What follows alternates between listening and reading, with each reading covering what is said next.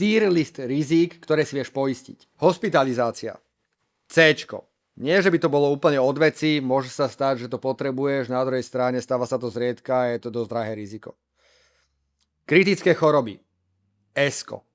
V dnešnej dobe kvantum mladých ľudí a samozrejme aj starších, rôzne rakoviny, infarkty, mozgové príhody, jednoznačne S-tier.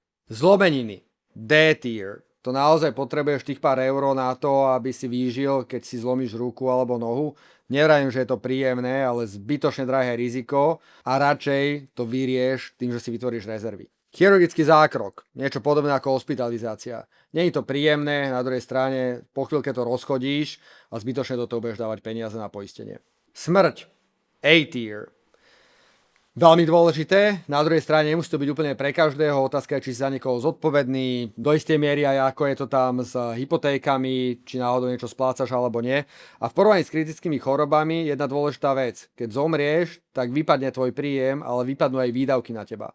Kdežto pri kritických chorobách vypadli tvoje príjmy, ale výdavky na teba nevypadli, dokonca sa ešte aj navýšili. Trvalá invalidita, S-tier. Rovnako ako pri kritických chorobách spôsobuje to dlhodobý alebo permanentný výpadok príjmu.